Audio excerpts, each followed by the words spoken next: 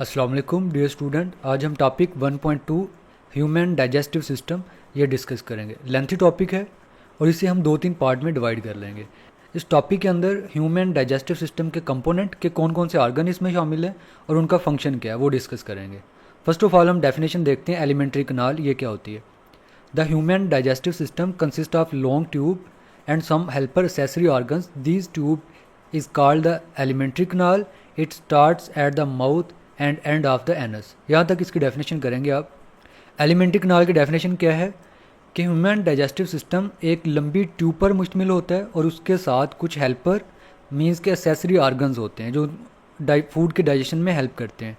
इस सारी ट्यूब को हम कहते हैं एलिमेंट्री कनाल। और ये ट्यूब कहाँ से स्टार्ट होती है? माउथ से स्टार्ट होती है, फिर इसमें इसोफेगस आता है, स्टमक आता है, स्मॉल इंटेस्टाइन, लार्ज इंटेस्टाइन और फाइनली एनस तक जो है ये ट्यूब जाती है। इसको हम कहते हैं एलिमेंट्री कनाल।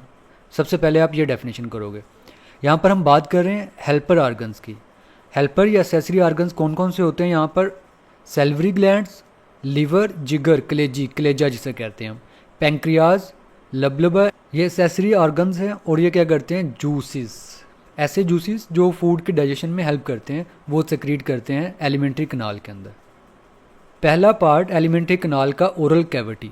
ओरल माउथ को कहते हैं, कैविटी स्पेस को कहते हैं, खाली जगह को। ओरल कैविटी की definition, the space behind mouth is called oral cavity और माउथ कैविटी। यहाँ पर आना चाहिए था बिहाइंड टीथ, कि दांतों के पीछे की जो स्पेस है वो कहलाती है ओरल कैविटी कहलाती है। ओरल कैविटी के अंदर क्या होता है? टंग होती है और टंग के ऊपर टेस्ट बर्ड्स होते हैं जो फूड को टेस्ट करते हैं, जिससे हमें पता चलता है कि फूड फ्रेश है या बासी है। और ओरल कैविटी से ही मैकेनिकल डाइजेशन का प्रोसेस शुरू हो जाता है। मैकेनिकल डाइजेशन का मतलब है फूड को ब्रेक करना और उसको पीसीज में चेंज कर देना, मैकेनिकल डाइजेशन कहलाता है। मैकेनिकल डाइजेशन में कौन रोल प्ले करता है? टीथ और टंग। टीथ क्या करते हैं? फूड को जो हमने बाइट ली होती है उसे कट करते हैं, ग्राइंड करते हैं। टंग का क्या रोल होता है? ये खुराक को रोल करके दांतों के नीचे लेकर आती है ताकि वो इजीली ग्राइंड हो सके। और ग्राइंडिंग के प्रोसेस को हम मैस्टिकेशन भी कहते हैं। मैकेनिकल डाइजेशन के बाद शुरू होता है पार्शियल केमिकल डाइजेशन।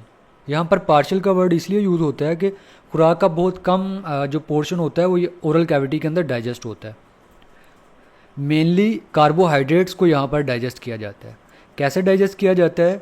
हमारे माउथ के अंदर होते हैं सेल्वरी ग्लैंड्स और ये ग्लैंड्स ओरल कैविटी के साथ अटैच होते हैं और ये सलाइवा सिक्रीट करते हैं, थूक पैदा करते हैं। और हमारे सलाइवा के अंदर क्या क्या चीज़ें होती हैं? वाटर होता है, नंबर 2 म्यूकस होता है। म्यूकस होता है चिपचिपी चीज़ को हम म्यूकस कहते हैं। ओरल कैविटी के अंदर जो म्यूकस होता है ये ग्लाइकोप्रोटीन का बना हुआ होता है। और सलाइवा के अंदर जो तीसरी चीज़ होती है digestive enzyme, salivary amylase. Amylase enzyme होता है, ये आप लोगों ने पहले भी पढ़ा है 9th क्लास के अंदर। अमाइलेज एक्चुअली क्या करता है? कार्बोहाइड्रेट्स को डाइजेस्ट करता है। वाटर और म्यूकस क्या करते हैं? फूड के पीसीज को थोड़ा स्लिपरी बना देते हैं जिससे फूड को स्वेलो करना ईजी हो जाता है। मेनली जो कार्बोहाइड्रेट्स ओरल कैविटी के अंदर डाइजेस्ट होता है वो स्टार्च होता है। सेल्वरी अमाइलेज स्टार्च को चेंज कर देता है मेल्टोज के अंदर। ये भी आप लोगों ने 9th क्लास में पढ़ा है। स्टार्च क्या होती है? ये एक पॉलीसेकेराइड है, मैक्रो मॉलिक्यूल्स है जो काफ़ी सारे ग्लूकोज के मॉलिक्यूल्स के मिलने से बनता है। अमाइलेज इस स्टार्च को ब्रेक करता है और चेंज कर देता है मेल्टोज के अंदर। ये डाइसेकेराइड है, 2 ग्लूकोज मॉलिक्यूल्स पर मुश्तमिल होता है ये। ओरल कैविटी के अंदर 2 काम हुए हैं, एक हुआ है मैकेनिकल डाइजेशन और दूसरा जो इसमें हुआ है पार्शियल केमिकल डाइजेशन हुई है। इन दोनों प्रोसेस के बाद फूड को निगल लिया जाता है। इस प्रोसेस को हम कहते हैं स्वेल्विंग। क्या होता है कि जो हमने बाइट ली होती है वो फिजिकल और केमिकल डाइजेशन के बाद एक स्लिपरी से मास के अंदर चेंज हो जाती है जिसे हम क्या कहते हैं? बोलस कहते हैं। ये डेफिनेशन हो जाएगी बोलस की यहाँ से यहाँ तक। और उसके बाद ये स्वेलो कैसे होती है?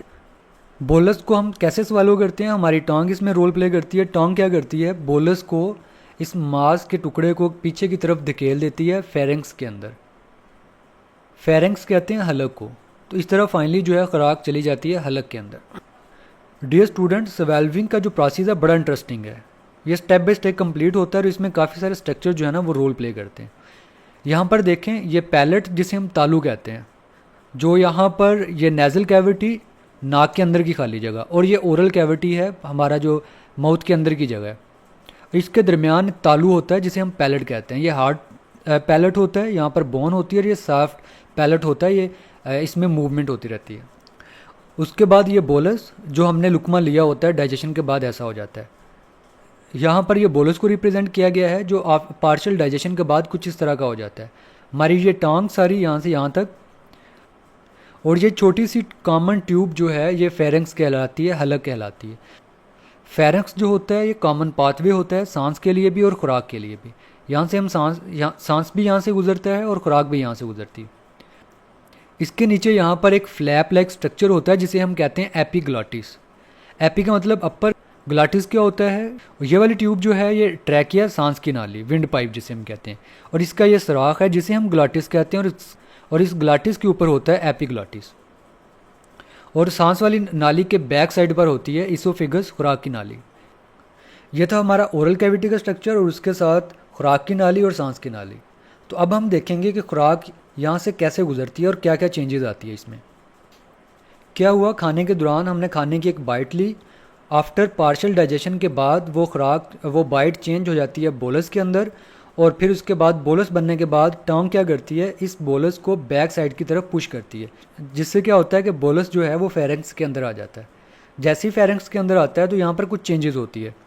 यहाँ पर देखें ये है एपिग्लॉटिस, यहाँ पर इसकी पोजीशन ऊपर की तरफ है, और सांस वाली नाली का ये वाला जो पोर्शन होता है ये भी थोड़ा नीचे की तरफ होता है। जैसे ही बोलस फेरेंक्स के अंदर आता है तो ये एपिग्लॉटिस नीचे की तरफ आ जाता है, यहाँ पर यहाँ इस जगह पर आ जाता है। यहाँ पर देखें, पहले ये एपिग्लॉटिस ऊपर था, अब क्या हो गया, यहाँ पर आ गया, जिससे क्या हुआ कि जो ये ग्लॉटिस है, सांस की नाली की जो ओपनिंग है जिससे हम सांस लेते हैं, ये क्लोज हो जाती है, ताकि जो हम खाना खा रहे हैं वो सांस की नाली में ना जाए बल्कि खुराक की नाली में जाए। अगर समहाउ खाना चला जाता है सांस की नाली में तो ये बड़ी कॉम्प्लिकेशन क्रिएट कर सकता है, इवन कि सांस बंद हो सकता है। इस परेशानी से हमें कौन बचाता है, एपिग्लॉटिस बचाता है। खुराक जो है इसोफिगस, खुराक की नाली में आ गई है, आगे क्या होता है वो हम देखते हैं। ह्यूमन डाइजेस्टिव सिस्टम का जो सेकंड पार्ट होता है फेरेंक्स और इसोफिगस। यहाँ पर आप लोग फेरेंक्स की डेफिनेशन करेंगे, इज़ अ शॉर्ट ट्यूब, छोटी सी ट्यूब होती है ये, जो ओरल कैविटी की बैक साइड पर होता है, और ये क्या करती है, ओरल कैविटी को कनेक्ट करवाती है इसोफिगस, खुराक की नाली के साथ, और इसी तरह नोज़ को कनेक्ट करती है विंड पाइप, ट्रैकिया के साथ, सांस की नाली के साथ। यहाँ तक इसकी डेफिनेशन करेंगे आप लोग। फिर उसके बाद आप एपिग्लॉटिस की डेफिनेशन करोगे यहाँ से, an elastic cartilage tissues present on glottis is known as epiglottis. बाकी इसमें वही चीज़ें बताई हैं जो ऊपर हमने डायग्राम के अंदर डिस्कस की हैं।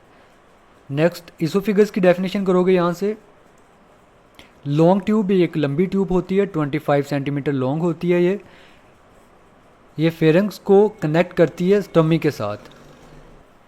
नेक्स्ट उसके बाद पेरिस्टालसिस की डेफिनेशन करोगे, इंपॉर्टेंट डेफिनेशन है, यहाँ से करोगे, the waves of contraction move food along the oesophagus to stomach, these waves muscular contractions are called peristalsis. क्या होता है इसको हम ग्राफिकली देखते हैं। जब बोलस ओरल कैविटी से फेरेंक्स, फेरेंक्स से आगे एसोफिगस में आ जाता है, फिर यहाँ पर पेरिस्टालसिस का प्रोसेस शुरू हो जाता है। क्या होता है कि जो एसोफिगस होती है इसके अंदर मसल्स होते हैं सर्कुलर, और जो हमारी एसोफिगस होती है इसके अंदर मसल्स होते हैं सर्कुलर और इलोंगेटेड मसल्स होते हैं। क्या होता है कि जब बोलस खुराक की नाली के अंदर आता है तो उसकी बैक साइड से जो सर्कुलर मसल्स हैं वो कंट्रैक्ट होते हैं, कंट्रैक्ट होते रहते हैं और बोलस को आगे की तरफ मूव करवाते रहते हैं, और जबकि जो बोलस के आगे वाली साइड के जो मसल्स होते हैं वो रिलैक्स हो जाते हैं, आगे स्पेस ज़्यादा बन जाती है, जिससे क्या होता है कि बोलस को आगे जाने में मदद मिलती है। तो इसी तरह फूड आगे की तरफ मूव करती जाती है और फाइनली जो है वो स्टमक के अंदर पहुंच जाती है बाकी की डाइजेशन के लिए। डियर स्टूडेंट, आज हमने ह्यूमन डाइजेस्टिव सिस्टम के दो पार्ट्स पढ़े हैं, ओरल कैविटी, फेरेंक्स और इसोफिगस, और इसमें कुछ डेफिनेशंस भी हमने देखी और स्वेल्विंग का प्रोसेस भी देखा, कैसे बोलस हमारे इसोफिगस खुराक की नाली में जाते हैं।